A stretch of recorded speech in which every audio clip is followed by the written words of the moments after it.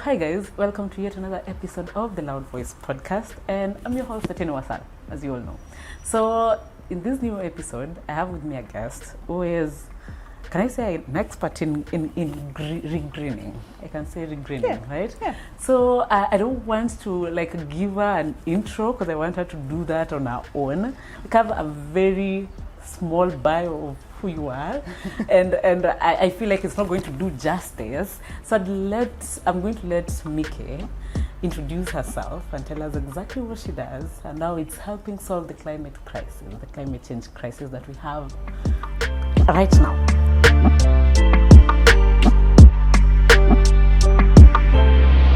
So, Mieke, welcome to the Loud Voice podcast. Thank you very much. And this is a podcast for young people, but also a podcast on climate change and climate justice and climate action, and just as young people trying to get to know this first before we can actually know what we are acting on. Because everyone is screaming, oh, we need to act now, we need to act right now, not even next year, right now, but most people don't even know what they are supposed to be acting on. Most people are still throwing the rubbish on the streets. Most people are still cutting trees because not so many people understand what is actually going on right now.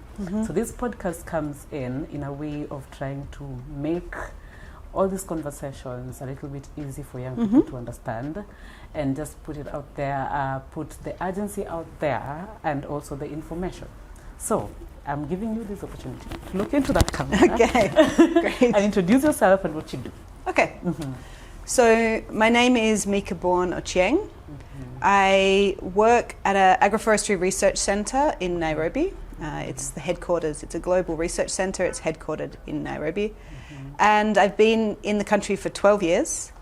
I originally come from Australia, but was also working on similar issues, on land issues in Australia. And so the work that I have been focusing on a lot is called land restoration. And I'll explain a little bit about what that is and why it matters and how it relates to climate change. So climate change, I think everybody's heard the overall temperature. It's not the temperature everywhere, but the overall temperature in the globe is getting hotter. And it's not just the temperature, it's like the erraticness. So the rains are not falling at the times that we expected, and sometimes there'll be less days with rain, but the rain is more intense. And so that means that the rain washes away the soil, and it also means that the water doesn't have time to go into the ground and replenish our lakes and our streams and the places we get our drinking water from. It just washes away to the oceans often, and sometimes to the lakes. And so this leaves us in a situation where in Kenya we have a high dependency on consistent rainfall for our agriculture. So there's an expectation that the rain will come and go at a particular time. And when that doesn't happen, it leads to crop failure. There's also a big challenge, and this is the thing that I focus on a lot, is called land degradation. So basically, we grow our crops in the soil, but if the soil, like the topsoil, the fertile bit of soil, washes away by the rain or blown away by the wind, because it's not covered anymore, so we have less trees, we have less crop cover. This means that the soil quality reduces, and eventually it means that it's very hard to grow productive crops without adding a lot of fertilizers and expensive things that will not even help if the soil has degraded and there's no carbon. It's called carbon, but basically if that soil loses the vitality, even adding things won't help.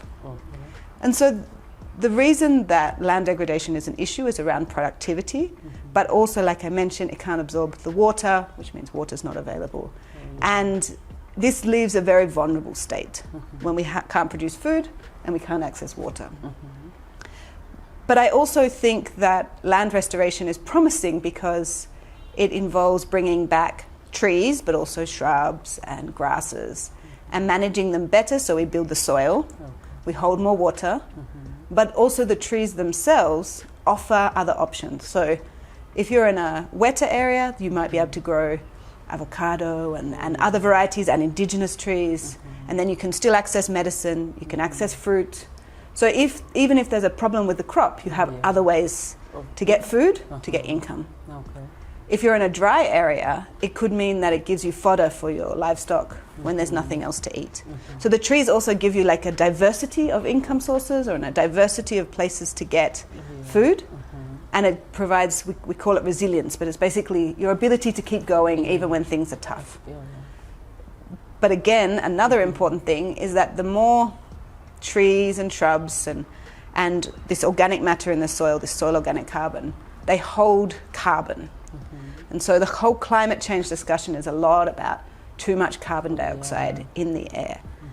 And the predictions now are that net zero, or getting to a place where we don't emit any additional carbon, is not enough. We actually need to draw carbon out of the atmosphere. And there's a few ways to do that, but the best way is to have more trees, more shrubs, more grasses, so that we take it out and we put it back into the land where it started. Oh, the trees actually absorb carbon. So the restoration also, it's fighting against the climate change, as well as making sure that as climate change happens, you are more likely to be able to eat, to provide food, and to be able to exist even in that variation. So I have this question because before you came, we had another discussion with Pauline about how she and Chuka University are trying to improve our food systems, but has concentrated on areas where there are rivers. Because some time back, I went back to the village and I realized there's a very big difference in food production.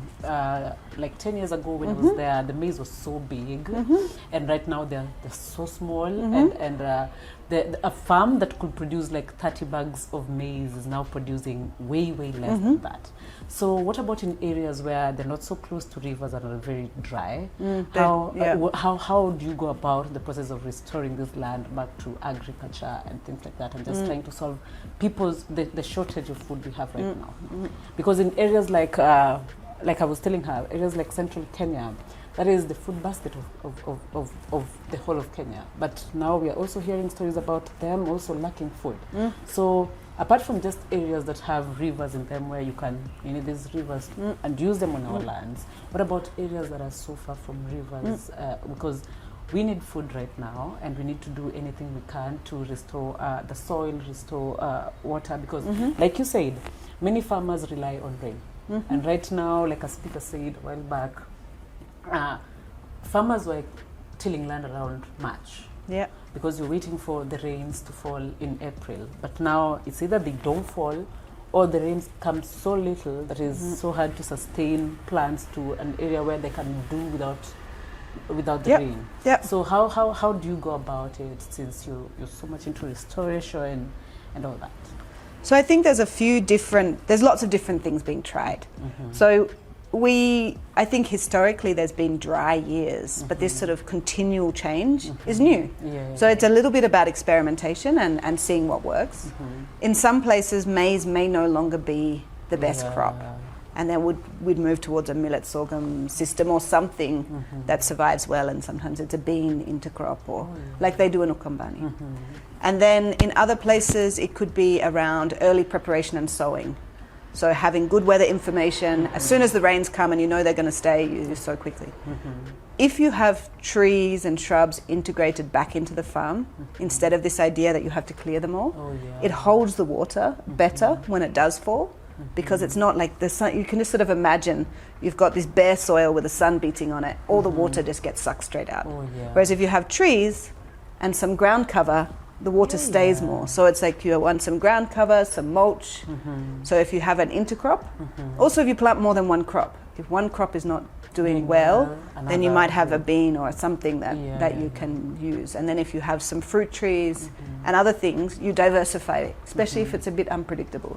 Isn't that like taking up more of nutrients? Because I know there are some plants that need more nutrients than others.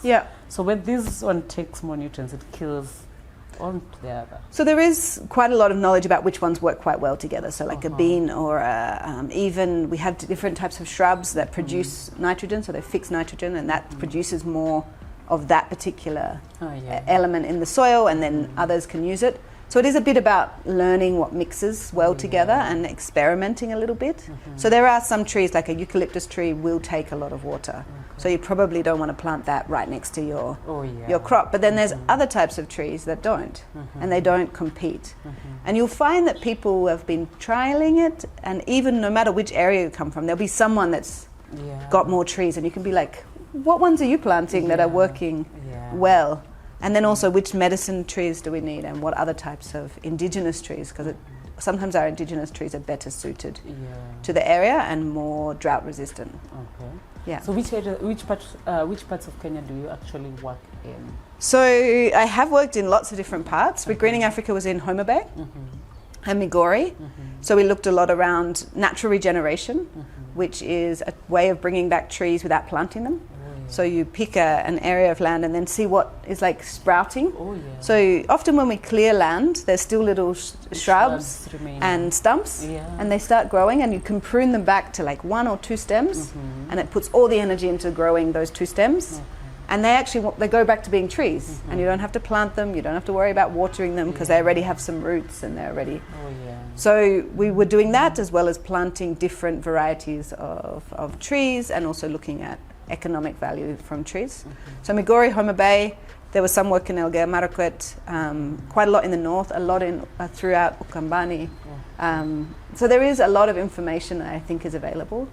Regreening Africa, we have some information more about the approaches that we used, but we worked across 8 Sub-Saharan African countries, so there's a lot of variation.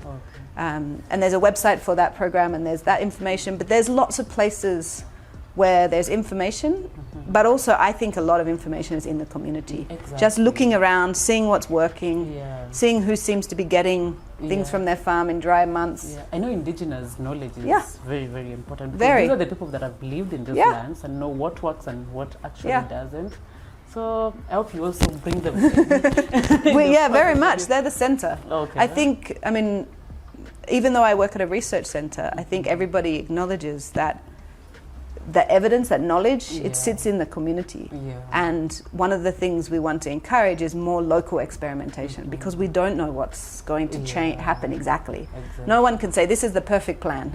You have to be able to have a system where you're testing and you're watching and you're sort of measuring, and then you try something new or you adapt it. You could try something 2 different ways. And I think that was historically probably practiced a lot more and is probably coming back because of the rapid change that's happening now. I know the climate change stories and everything have been there for a long time, but I know it's now that it's been blown out. Yet still, people are still trying to it's a trial and error thing. What works, what doesn't, because this is a new thing for everybody. Nobody saw this coming. Okay, even though we did things to make it come this fast, but nobody has solutions yet. No, not all the solutions. Yeah, not all the solutions. So you try something, it works, you go with it. Doesn't work, you try something else. I'm happy that you people are doing something to try and restore our agricultural lands and our forests and just everything. And the fact that you people are also working with local knowledge to actually make this work, because I'm over the idea that someone comes from outside and comes and tell us, this will work and then it won't work. But I'm happy about what you people are doing, just trying to restore everything. And I wish we had more time for me to get to learn more what you do. I think the only thing I'd like to say is, just one last thing is, we often talk about scientists with answers. But I think if you think about science as going into something to try and understand, to looking at things in a kind of an inquiry mind, then everybody is a science. So we use this term citizen science. So everybody is a scientist if we're all trying to find solutions and we're looking at things with a curious mind. I don't think science is something that needs to sit over there. It can be very much in the community. All right. So, like you had, we are all scientists, citizen scientists. So I'm so happy we got to host you, Mieke. Thank you. And I wish we had more time to talk about this, but we don't. So guys, that is all I had for you today. And I'm hoping that information, I'm hoping most of you also go into it. Like she said, we don't need to have research centers and whatever coming to our villages. We can do it from where we are. Like the shrubs you're clearing your forest, there are others. You can still help them grow back to the trees that we had. Okay. So and then you can work with the research centers. You can invite them in and say, this is what we want to look at. Can you help us think about how to do this? What is really working? With the foods, and if maize is no longer working, what is going to work in and this people area? will have ideas, but I think this is a collective solution-finding effort. Okay. Yeah. All right. So that is all I have. That is all we had. So thank you. From us here, we just like to say bye. Thank you.